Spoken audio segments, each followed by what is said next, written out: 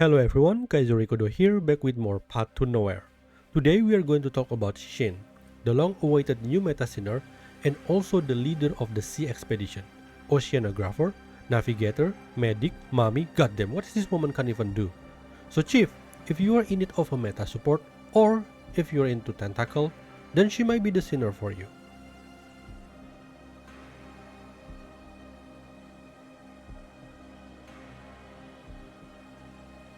Shin is an S-Class Catalyst Tendency Sinner who deals no damage. Yep, you hear that right. She deals no damage because her role is to give full support to the team. Shin characteristic is that she gains M value each time she heals allied sinners up to a maximum of 6 M value per second. This includes heals to herself and overhealing while the party member HP is full. She will enter corruption state when her M value reaches 60, gaining attack plus 8% to herself. For those who don't know what is M value and corruption state, this is a gimmick that is unique to Immortal Sinners.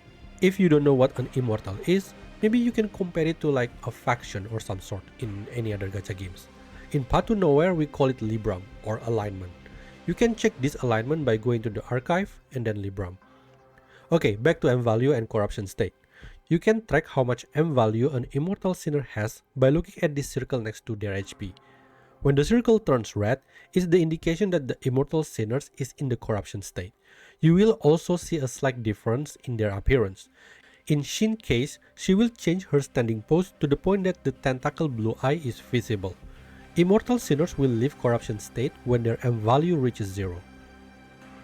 Shin Mania Intensify increase her ultimate effect by 30% for Immortal Sinners. This effect is multiplicative, and I will discuss it again in the ultimate section.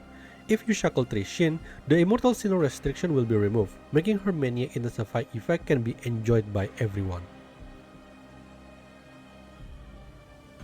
Shin normal attack is called Sleep Talk. As I mentioned in the beginning, Shin doesn't perform an attack. Instead, she recovers HP equal to 24 to 48% of her attack per second to all allied sinner within her range. Her range is diamond shape around her, and some of you probably already make a comparison. Yep, this is basically Hamel. Except for Hamel, she needs 45 seconds into the fight to change her healing range from 3x3 to diamond, so you can consider Shin's range an upgrade. However, I believe Hamel healing is arguably stronger because she is specialized in that. If Shin is in the corruption state, the healing coefficient becomes 36 to 72% per second instead. Now, since Shin gains M value every time she heals allied sinners, and her heal range is diamond shape around her, you want to make sure to position your allied sinner within that range most, if not all the time, so she can get to her corruption state more often. You can get a bit of leisure if you Shackle 1 her. The range of her normal attack will be expanded to the entire field, making it very convenient for you to not worry about your allied position. You can even put her in the corner if you want, and she will still work as intended. This will also affect the range of her ultimate and passive. So honestly, I really recommend to get her Shackle 1 if you want to be comfy. Shin ultimate is called Abyssal Blessing. When cast, Shin will consume 13 M value per second and grants attack plus 9 to 18% to allied sinners within normal attack range. This effect lasts until her M value reaches 0 or the ultimate is cast again. So if you accidentally press the ultimate, you can turn it off by cast the ultimate again. But keep in mind, the ultimate has a 2-second cooldown, so you're still going to lose some M value anyway. You will want to use this ultimate while Shin is in corruption state, because if Shin is in the corruption state, the attack buff coefficient is increased to 13.5 to 27%. If you taking account the increase from the Mania Intensify, this ultimate actually has a maximum potential of granting attack plus 35.1%.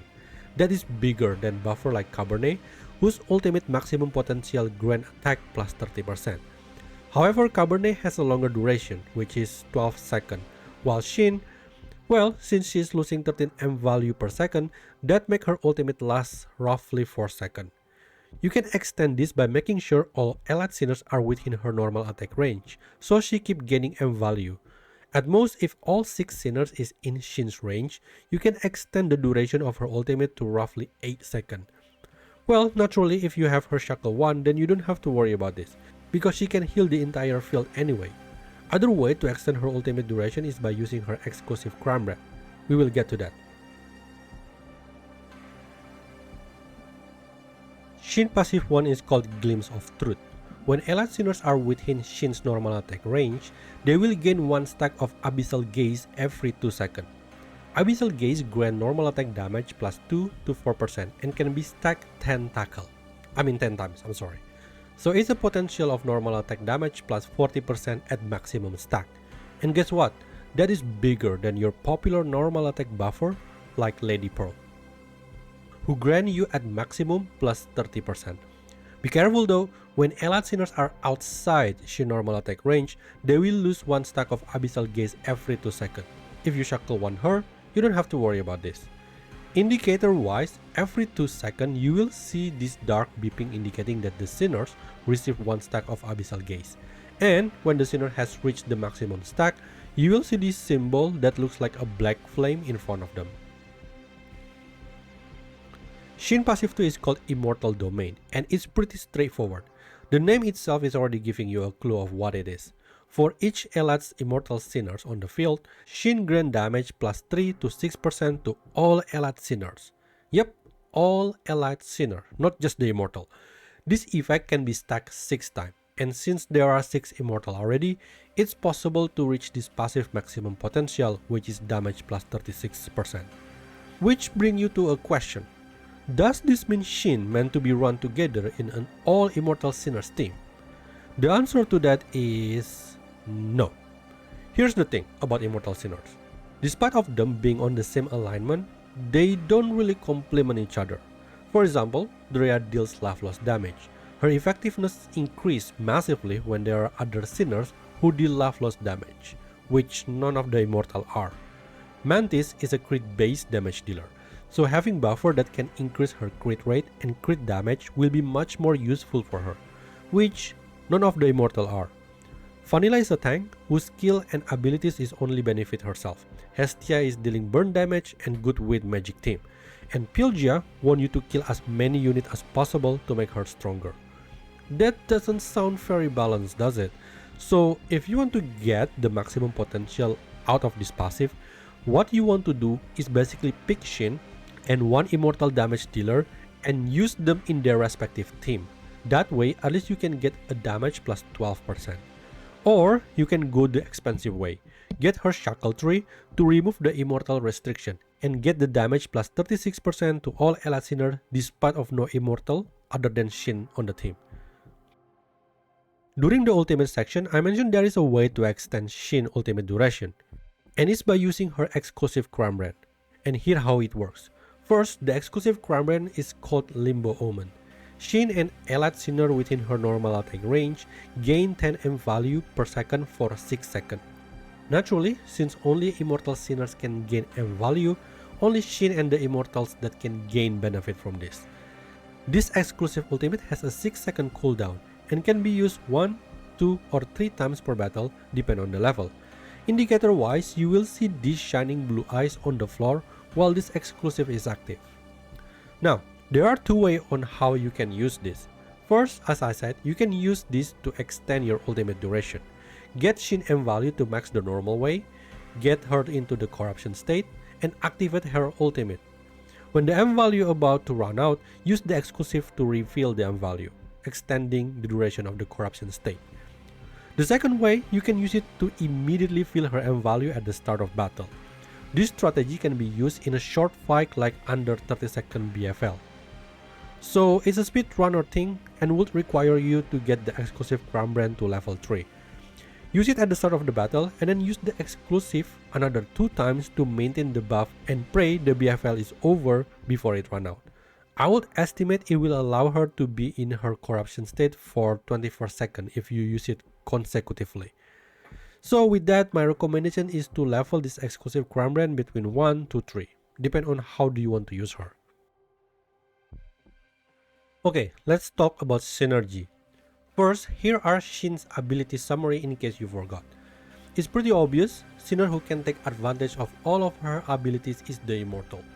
But as I mentioned, it's not healthy to run an all Immortal Sinners, so pick one and run their corresponding team. The next group are Sinner whose ultimate is considered normal attack. Example of them are Reforged Nox, Bianca, Corinne, Lady Pearl, and Reforged Summer.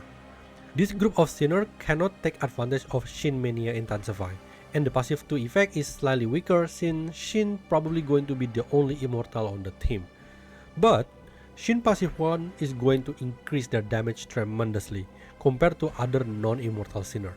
Since this Sinner's ultimate is considered as normal attack, that is basically saying that Shin passive 1 is increase their normal attack damage and ultimate damage by 40%. So you can imagine how much damage Reforged Nox would deal during Touch of Despair, or Bianca with her zoom in, or Reforged Summer when she... goddammit, I don't have Reforged Summer.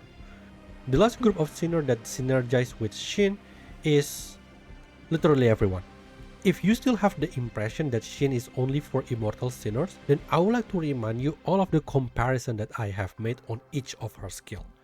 Shin normal attack is basically a Hamel, except it immediately a diamond range, while Hamel needs 45 seconds to turn her range from 3x3 to a diamond. Shin ultimate is slightly weaker and shorter than Cabernet, but Cabernet need more setup to get her ultimate maximum potential, and that's by killing 24 enemies. Since she needs 3 soul fragments and you can only get 1 every time you kill 8 enemies. In one boss type of fight, Cabernet can be obsolete while Shin doesn't. Shin passive 1 is stronger than Lady Pearl with wider range. Just need 20 seconds to get the maximum potential, while Lady Pearl basically can just out it immediately at the start of the battle. Last but not least, passive 2 is a minimum damage plus 6% for the whole team. She's the complete package. Even a non-immortal damage dealer still gain many type of buff from Shin compared to one type of buff from the other mentioned Sinners. Of course, if you want to unleash all of her potential, you can always get her Shackle 3. When it comes to skill priority, I will go for her ultimate as number 1, since the attack buff has no restriction and all Sinners can take advantage of it. Second is passive 1 because it will give massive boost to Sinners whose ultimate is considered normal attack. Third is passive 2 because it reliant on how many immortal in your team, so it's kind of conditional, except if you have her Shackle 3. Last but not least is her normal attack for survivability. Shin is a support, so let's give her a support Crimebrand. First option is Nomad. It's a very fitting Crimebrand for her since it doesn't require her to do anything, since she most likely won't do anything other than activating her ultimate. Second is the combination of Nightmare Revelation and Immolation Ignition. Another set where Shin also don't need to do anything, and the energy from Immolation is always nice for your damage dealer. Third is combination of Afterglow and Primordial Maul. When it comes to effectiveness in a longer fight, it's better than Nightmare Revelation, while against Nomad, the difference is probably small to even argue about it. The only reason I mention it third because the range of Afterglow being 3x3. It kind of annoys me because it makes having Shackle 1 Shin pointless and I have to put my Sinners around her despite of her abilities to reach the entire field. Fourth option is Bloodbound Oath for survivability.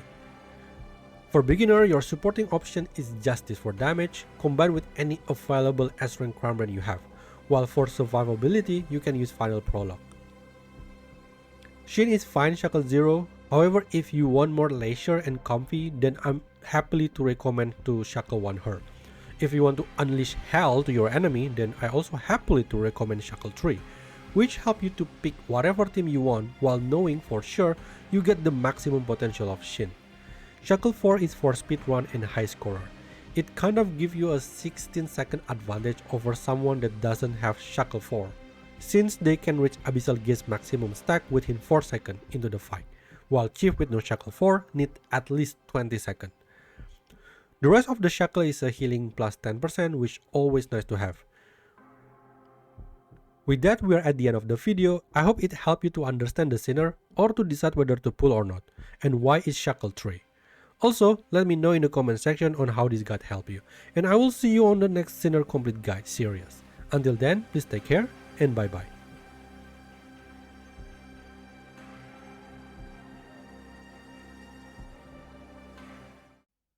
Hey, do you like the video? Then please consider like, comment and subscribe. I also stream Path to Nowhere and other gacha game like Reverse 1999 and Heaven's Burn Red, so if you want to enjoy gacha game with good story, so why not join me? I will see you there. Bye bye.